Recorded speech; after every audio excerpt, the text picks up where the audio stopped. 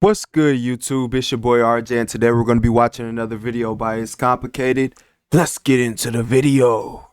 Do you think social media has changed dating? Yes, it has. How so?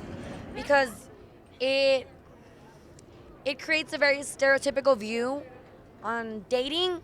Like, let's say for example, there's a couple on social media, right? They're posting all of these things of traveling and what they're wearing, and it does take a toll on other people. Social media does have an influence on that because people think like, oh, my relationship sucks because I'm not out traveling the world with my significant other, when it shouldn't be that way. It should be up to the people. Shut up. It should be like up to the couple that's doing it.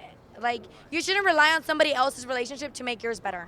I think there's a lot of expectations. You get on there and compare yourself.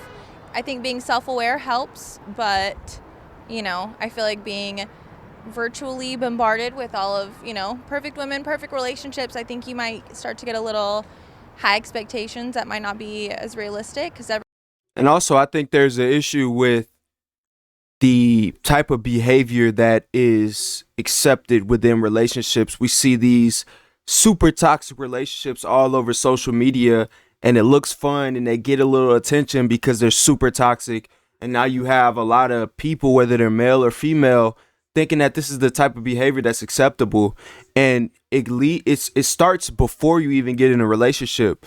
What type of pictures are you posting? Are you posting, like for women, are you posting pictures where you half naked in every picture and you chasing likes? You chasing that dopamine hit from these guys that are liking your video that you would never give a chance in real life. You just want their attention though. This type of behavior has been accepted in social media culture. So now when people get into dating, especially trying to date on social media, you have a lot of confused, misguided people trying to date and have successful relationships, and that's not how it works.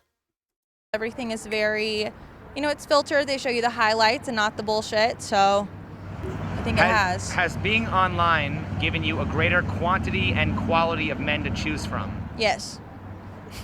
Quality also? No. I think so. Quantity, yes. Quality, no. Well, I feel like over the years, I'm 29 now, and I would say 10 years ago, before smartphones and Instagram and social media started really taking off, I feel like dating was a little easier. It was kind of like a give and take exchange, and boom, you're in a relationship. I feel like in today's era, at 2020, people are starting to set unrealistic expectations of what they expect from their partners, and that may prevent them from getting into a relationship, or they're only looking for a very particular, maybe unattainable set of standards for their spouse. Do you think that dating apps have killed romance? I don't think dating apps have killed not at romance. all. I think they've inspired false hope, because when you look at the statistics of how many girls are swiping right on guys compared to how many guys are swiping right on girls, a girl can go on Tinder any day and pick up 50 guys. A guy can go on Tinder, and unless he's super balling with a yacht, he could pick up maybe one.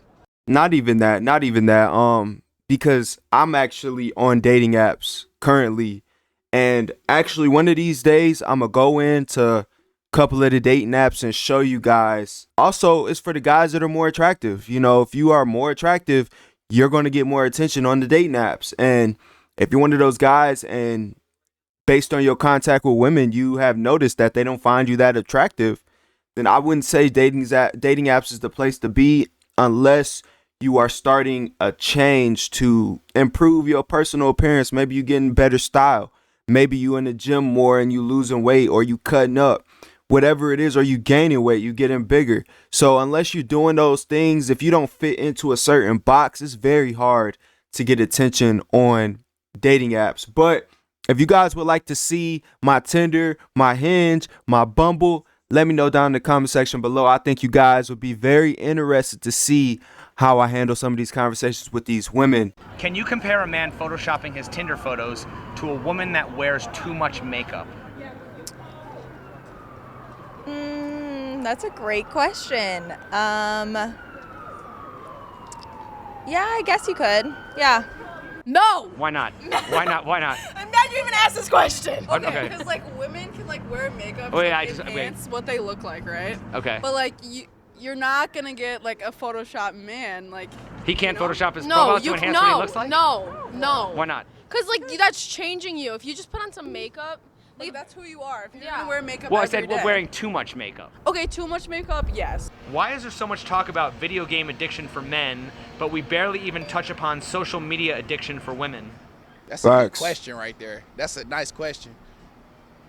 What are your you don't have an answer for I that? don't have an answer for Okay. that right there. Okay. That's It's just great a double question. I feel standard. like social media addiction is a problem for everyone, but I also feel like women that play video games get a lot of attention because they're attractive.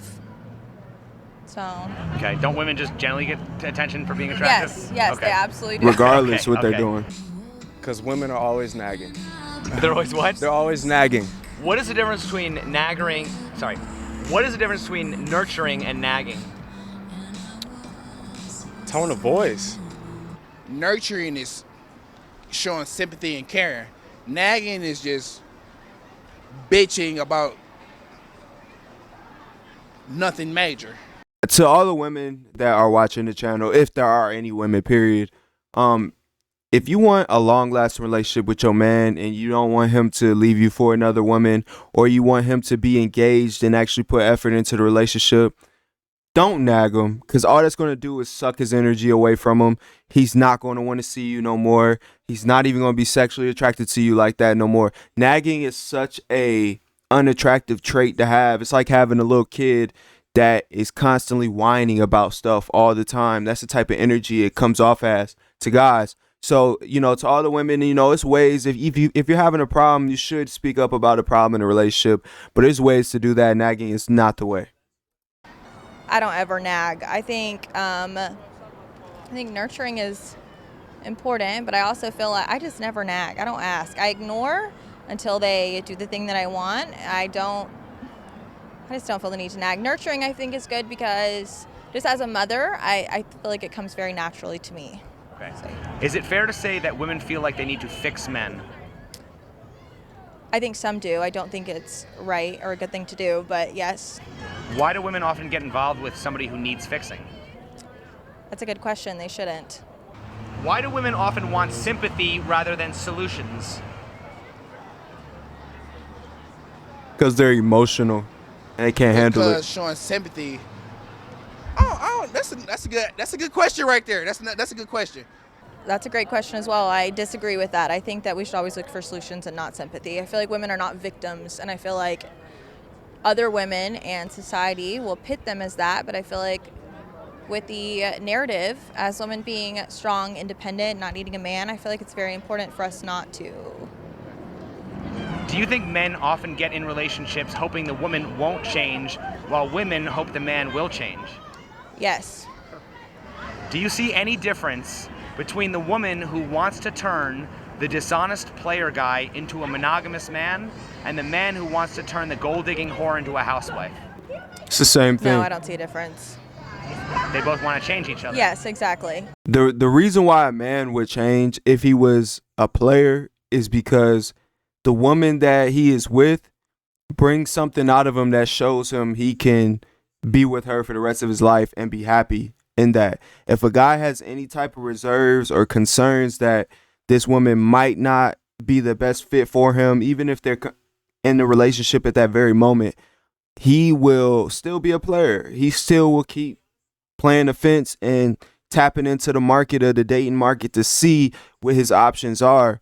I think that people only really settle if they don't have very many options, or they just get to a space in life where their value has diminished tremendously and they don't get the same options as they used to. Where is the line between being very emotional and being bipolar?